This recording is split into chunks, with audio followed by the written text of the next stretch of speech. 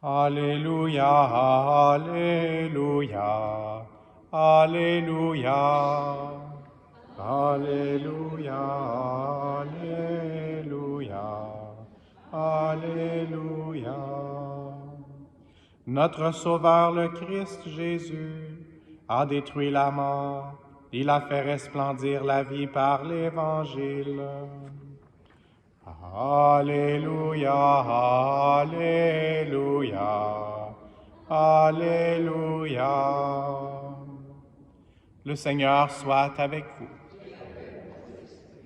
Évangile de Jésus-Christ selon saint Luc. En ce temps-là, quelques Sadducéens, ceux qui soutiennent qu'il n'y a pas de résurrection, s'approchèrent de Jésus et l'interrogèrent. « Maître, Moïse nous a prescrit, si un homme a un frère qui meurt en laissant une épouse mais pas d'enfant, il doit épouser la veuve pour susciter une descendance à son frère. Or, il y avait 7 frères.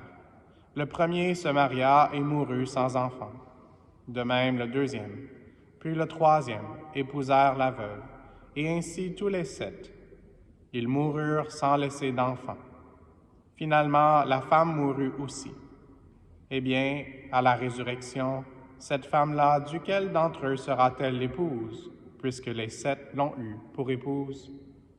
Jésus leur répondit, « Les enfants de ce monde prennent femme et mari, mais ceux qui ont été jugés dignes d'avoir part au monde à venir et à la résurrection d'entre les morts ne prennent ni femme ni mari, car ils ne peuvent plus mourir.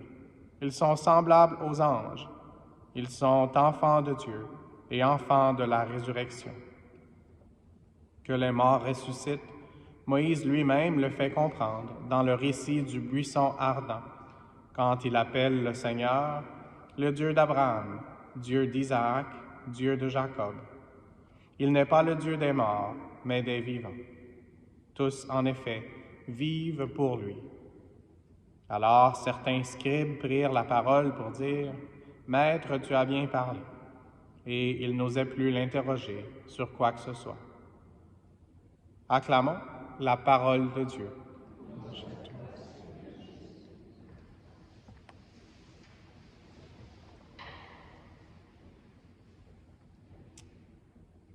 On a des lectures un peu plus longues aujourd'hui et avec beaucoup de matériel.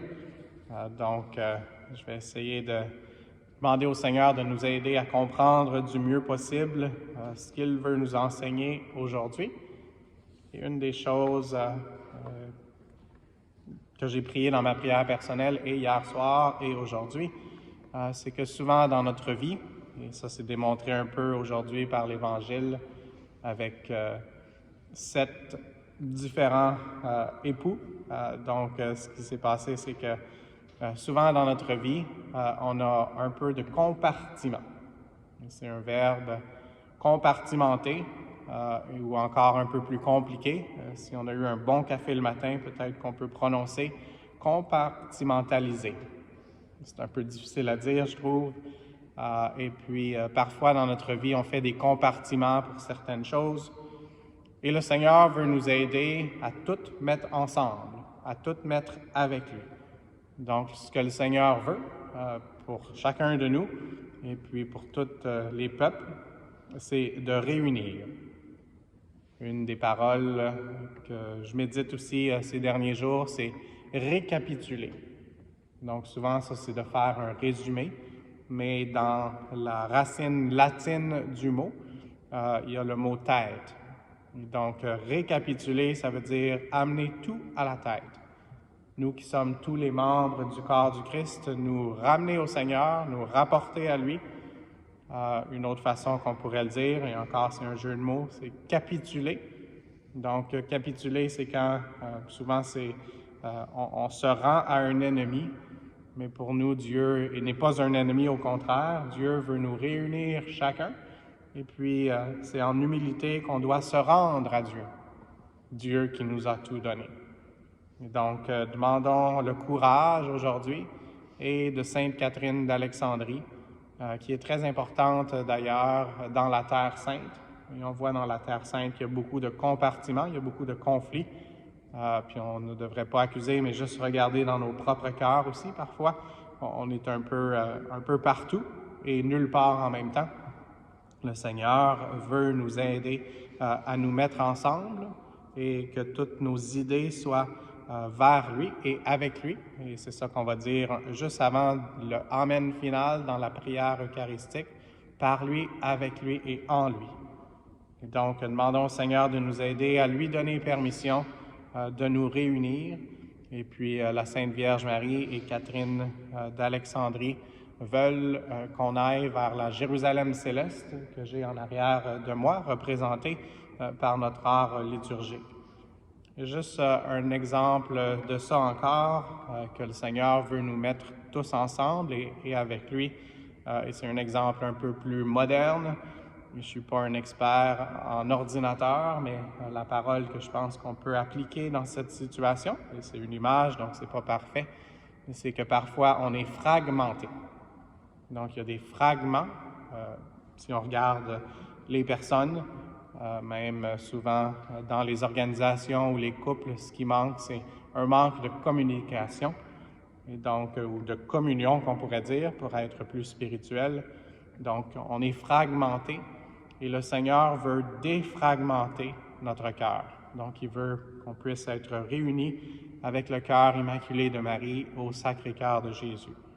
Donc, Dieu veut qu'on soit défragmentés, qu'on soit tous ensemble en nous-mêmes aussi, cœur, corps et âme.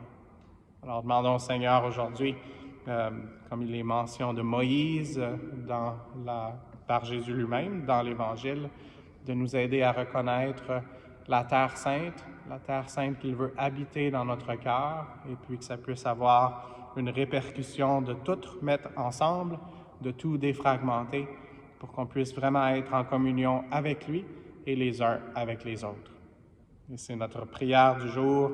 Le Seigneur veut nous exaucer nos prières, surtout quand ce qu'on demande, c'est pour l'avènement de son royaume, alors que dans quelques heures, nous allons le célébrer comme le roi de tout l'univers, celui qui est capable de tout mettre l'univers ensemble.